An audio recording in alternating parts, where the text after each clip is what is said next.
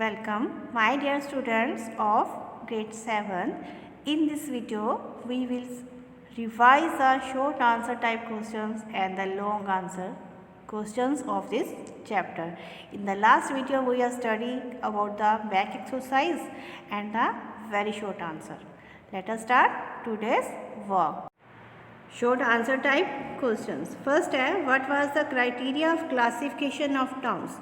जो टाउन्स की क्लासिफिकेशन है उनका क्राइटेरिया या किस बेस पर उन्हें क्लासीफाई किया जाता है. Answer is the towns were classify according to the various purposes they serve. कौन कौन से पर्पस के लिए वो यूज़ किए जाते हैं उसके अकॉर्डिंग हमने अलग अलग टाउन्स को क्लासीफाई किया है. We can classify towns into following 3 categories. First, administrative और the core towns. Here is or and pilgrimage town, port and trading towns. The 3 types of towns are divided. Next is which trades were flourished during the medieval India. medieval India में कौन कौन से trade flourished हुए थे? Both big and small trade flourished in the medieval India. The big trading communities in the medieval India were like Marwadi, Oswal, Vohra, Baniya and Muslim Vohra. The small traders like Banjaras moved from one place to another in caravans. तो उस समय medieval India में दोनों तरह के trade flourished means develop हुए, both big and small trade. Next question is what is Kalamkari work. Why is it called so. Kalamkari work क्या होता है और हम इसको कलमकारी क्यों कहते हैं? Special design on the clothes made with the pencil और कलम is known as Kalamkari work. इसमें हम क्या करते हैं, स्पेशल डिज़ाइन जो क्लोथ्स के ऊपर बनाए जाते हैं पेंसिल या कलम की हेल्प से बनाए जाते हैं, इस कारण से उस वर्क को हम कलमकारी वर्क कहते हैं. Kalamkari work got its name from the कलम. क्योंकि हम कलम यूज़ करते हैं इसलिए ही इसका नाम क्या बन गया है, कलमकारी वर्क. इसमें वो अलग अलग तरह के कलर यूज़ करते हैं. Next question is what was the importance of big and small traders in the medieval India. medieval India में big और small traders की importance क्या थी? The big and small traders were responsible for the growth of both internal and the external states of India. दोनों तरह के internal और external state की डेवलपमेंट और ट्रेड की डेवलपमेंट के लिए इम्पोर्टेंस है. Played a significant role in the development of the economy of the country. और कंट्री की डेवलपमेंट में इन्होंने काफ़ी योगदान दिया है. That's why they are the importance both small and big traders. Second point, big traders conducted trade both in wholesale and the retailer. The big traders of trading communities in medieval India like Marwadi, Oswal, Vohra, Baniya and Muslim Vohra. जो big traders थे वो wholesaler भी थे और retailers भी थे. Clear? Here retailers. The small traders like Banjaras move from one place to another. जो small traders थे वो उन्हें हम बंजारास बोलते थे. वो जो एक जगह से दूसरी जगह घूमते रहते थे और वो किस में ट्रेड करते थे? Daily use items like salt, ghee, food grains etcetera. Clear that? That's why both type of trades are important at that time. Next is our long question answer. Why do you think towns grew around temples. Temples के आसपास ही towns क्यों develop हुए? Explain with an example. Towns grew around the temples because beside being the place of worship temple served as economic, academic and administrative centre as well. क्योंकि वो worship का place ही नहीं थे, मीन्स पूजा का स्थान नहीं थे, इसके अलावा वो economic development, academic means education और एडमिनिस्ट्रेटिव शासन करने के लिए भी यूज़ किए जाते थे. The pilgrim flocked into the temples during the festivals and which made it necessary to employ a large number of priests, innkeepers, food sellers, etc.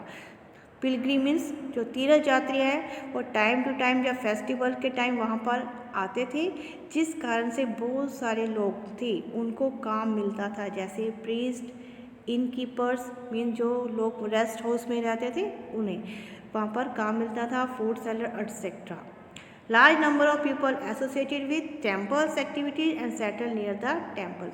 और जो लोग इन काम से, जो टेम्पल में जो एक्टिविटीज़ होती थी, जैसे प्रीस्ट है, जहाँ वहाँ पर वो रेस्ट हाउस है, वहाँ के लिए इन कीपर हैं, जो फूड सेलर्स हैं, जो उससे रिलेटेड जो भी वर्क होता था टेम्पल से, तो धीरे धीरे लोगों ने वहीं पर ही रहना शुरू कर दिया.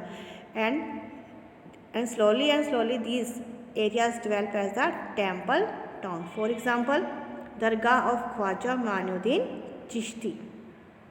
Next question is, how did Surat develop as a major trading town or port town on the western coast? Surat एक मेजर टाउन या पोर्ट टाउन के लिए किस प्रकार डेवलप हुआ है?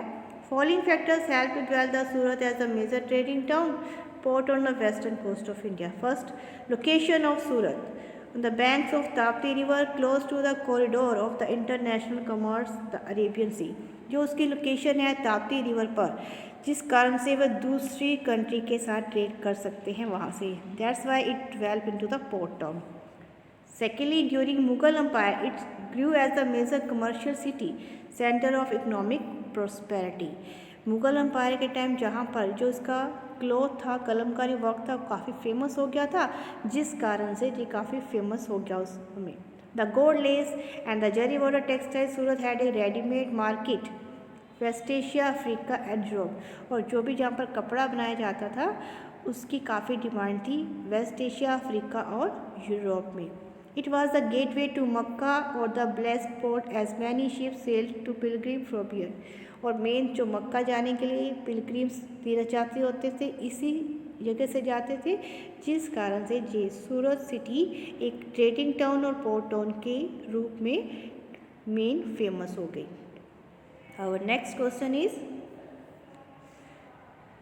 how can you say that Hampi was an administrative as well temple town? Hampi को हम क्यों बोलते हैं administrative as temple town? Because 4 ruling families Sangama, Saluva, Aravidu, Tuluva ruled over the city of Hampi as their capital city.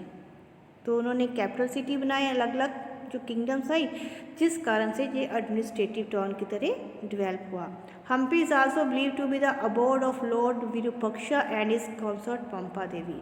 ऐसा माना जा रहा है जो भगवान विरूपक्षा है ये उनका प्लेस है, जिस कारण से ये टेम्पल टाउन के रूप में डेवलप हुआ. Hampi occupies a unique position among the ruined cities of the medieval India. तो इंडिया में जो भी सिटीज़ मेन सिटीज़ थी हम्पी जो अब नहीं रही है उसमें इसका विशेष स्थान है. Hampi is well carved out of the low lying hills surrounded by strong walls and fort 20 kilometre long. और हम्पी को इस तरह बनाया गया है, उसके आसपास एक स्टोन की वॉल बनाई गई है और फोर्ट बनाया गया है, जिस कारण से हम्पी एक सुरक्षित प्लेस था. That's why Hampi at that time develop as a administrative as well the temple town of medieval India. Next question is, how did Masulipatnam get its name? Masulipatnam का जो नेम मसलीपट्टनम है वो कैसे पड़ा? And state the importance of this town. इस town की importance क्या है? Masulipatnam which was earlier known as Machilipatnam, जिसको पहले हम मछलीपट्टनम कहते थे, got its name from the gateway of the city which was decorated with the eyes of fish. जो इसका गेट है वहाँ पर जो डेकोरेट किया है वहाँ पर आइज और फिश की आइज़ लगाई गई हैं, जिस कारण से इसका नाम पड़ा है, दैट इज़ मछली से मसलीपट्टनम. और ये कहाँ पर सिचुएटेड है? Near the river Krishna. Importance of this town, it was prosperous trade centre है, एक फेमस ट्रेडिंग सेंटर है. It had special economic status during the medieval period. It was also known for its famous Kalamkari cloth के लिए famous है. The main item export were textile, iron, steel, indigo, rice and salt. और जहाँ से जो main trading items होती हैं, export means जो दूसरी कंट्री को बेचा जाता है, textile, iron and steel, indigo, rice, salt were very famous world wide. That's why Masulipatnam was popular और famous during the medieval India. That's all about short answer type questions and the long answer type question. I hope all of you understand all of these questions. Dear students, please revise this question answer and also write in your notebooks. Thank you for watching this video.